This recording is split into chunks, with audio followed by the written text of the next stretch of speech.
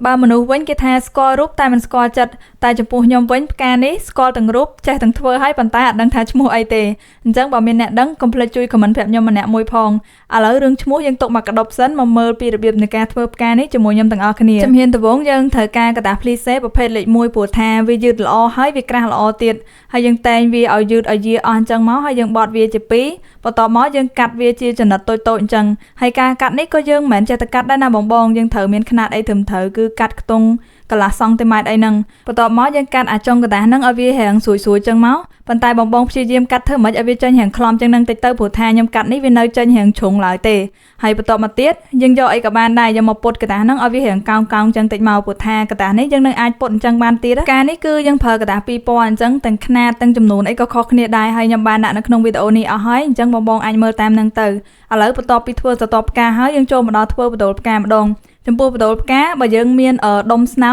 យើងប្រើដុំស្នោវិញគឺលឿនជាងប៉ុន្តែឥឡូវអត់មានដុំស្នោយើងប្រើกระดาษជូតមាត់ហ្មងទៅហើយយើងយកกระดาษជូតមាត់មករុំវាឲ្យមូលមកដុំជាមួយនឹងតងផ្កាអញ្ចឹងមកហើយយើងយកกระดาษពណ៌បដូលហ្នឹងយកមករុំពីលើกระดาษជូតមាត់ហ្នឹងមកនិយាយទៅធ្វើដុំស្នោក៏យើងត្រូវការប្រើกระดาษមករុំពីលើអញ្ចឹងដែរណាហើយដំបូងអញ្ចឹងគឺយើងប្រើខ្សែអំបោះយកមករឹតយើងអត់ប្រើកែវទៀនទេដោយសារតែខ្សែអំបោះយើងរឹតទៅវារួមតូចល្អជាងហើយបានយើងចាប់ផ្ដើមយកស្រទាប់ផ្កាមករុំលមូលចូលគ្នាអញ្ចឹងហើយស្រទាប់ដំបូងនេះវាជាបដូលអញ្ចឹងខ្ញុំប្រើពណ៌ផ្កាឈូករាងដិតហើយនេះបងមានឃើញខ្ញុំប្រើកែវទៀនផងប្រើខ្សែអំបោះយកមករុំផងហ្នឹងដោយសារតែស្រទាប់ដំបូងអញ្ចឹងយើងព្យាយាមរុំធ្វើម៉េចឲ្យវាកាន់តែតូចគឺកាន់តែល្អដោយសារតែផ្កាយើងវាមានច្រើនស្រទាប់អញ្ចឹងបើយើងបិទវាច្រើនទៅហើយបដូលផ្កាយើងនឹងវាធំពេកគឺអត់ស្អាតទេណាបងចំពោះពណ៌ផ្កាឈូករាងដិតនេះយើងត្រូវប្រើ2កតាហើយដោយសារតើវាជាបដូលអញ្ចឹងយើងបិទវារាងខ្លីដែរដល់ពេលអញ្ចឹងវានៅសល់កតុយអញ្ចឹងយើងបិទមួយកាត់មួយមកបន្ទាប់មកយើងចូលដល់ពណ៌ទី2គឺពណ៌ផ្កាឈូករាងស្រាលនេះហើយពណ៌នេះគឺយើងត្រូវប្រើ3កតាអញ្ចឹងសរុបទាំងអស់វា5កតាហើយមានន័យថា5ស្រទាប់ហើយមកដល់ត្រង់ចំណុចនេះគឺឡើងឃើញខ្ញុំប្រើខ្សែអំបោះយកមករុំស្រទាប់ផ្កាទៀតដោយសារតើវាអស់កតុយសម្រាប់ឲ្យយើងរុំបានណាអញ្ចឹងយើងគ្រាន់តែបិទកែវទៀនតាមធម្មតាមក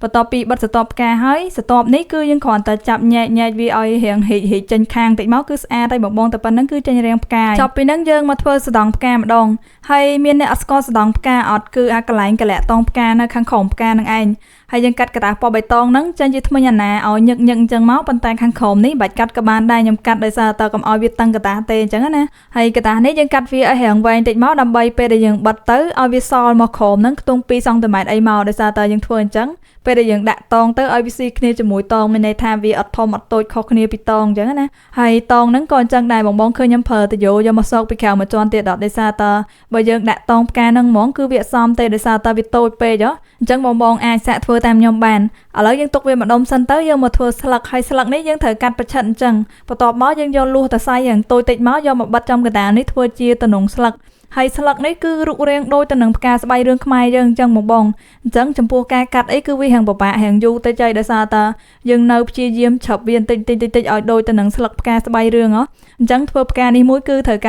ារអត់ធ្មត់ការរងចាំតិចណាបងហើយដំបូងយើងគ្រាន់តែកាត់វាឲ្យចេញរាងស្លឹកធម្មតាអញ្ចឹងសិនមកហើយចាំយើងឆាប់វាឲ្យចេញរាងតាមក្រោយធ្វើអញ្ចឹងមិនយើងស្រួលមើលហើយដូចឃើញជាក់ស្ដែងអញ្ចឹងការធ្វើផ្កាឬក៏ការធ្វើរបស់មួយដោយដៃគឺវាត្រូវការអត់ធ្មត់ការរងចាំអញ្ចឹងបើថាមនុស្សហ្នឹងមិនមែនជាមនុស្សដែលស្រឡាញ់ការងារហ្នឹងទេក៏ធ្វើការងារហ្នឹងអត់កើតដែរហើយបើធ្វើក៏ធ្វើអត់បានយូរដែរហើយសមិទ្ធផលដែលចេញមកហ្នឹងក៏វាអត់ដូចគ្នាដែរអញ្ចឹងខ្ញុំគិតថាមុននឹងយើងសម្រេចចិត្តធ្វើអីមួយយើងត្រូវរកឃើញថាតើយើងស្រឡាញ់ចូលចិត្តការងារហ្នឹងអត់បើមិនអញ្ចឹងទេគឺយើងអត់អាចរកសមិទ្ធផលល្អមួយចេញពីការងារដែលយើងបានធ្វើហ្នឹងទេអញ្ចឹងអានេះវាគ្រាន់តែជាអីដែលខ្ញុំបានធ្លាប់ឆ្លងកាត់ទេឥឡូវយើងចូលមកដល់ការធ្វើផ្កាយើងវិញចំពោះស្លឹកគឺយើងធ្វើខ្ទង់5 6ស្លឹកអញ្ចឹងមកបន្ទាប់មកយើងយកស្កុតរុំដើមមករុំស្លឹកហ្នឹងភ្ជាប់ជាមួយនឹងដើមហើយស្លឹកហ្នឹងពេលដែលយើងរុំហើយយើងអាចពុតវាតាមអីដែលយើងចង់បានព្រោះថាយើងបានដាក់តសៃលួសធ្វើជាតំណងស្លឹកដល់ពេលអញ្ចឹងយើងអាចពុតវាបានហើយអញ្ចឹងផ្កាបតងនេះគឺហើយបងរ៉េតឲ្យខ្ញុំបានដែរកុំភ្លេចចុចខមមិនឲ្យខ្ញុំម្នាក់មួយផងហើយកុំភ្លេចអីដែលខ្ញុំបានសួរនៅដើមវីដេអូថាឲ្យជួយខមមិនប្រាប់ឈ្មោះខ្ញុំម្នាក់មួយអញ្ចឹងនៅក្នុងវីដេអូនេះខ្ញុំមានតែប៉ុណ្្នឹងទេកុំភ្លេច share វីដេអូនេះមួយផង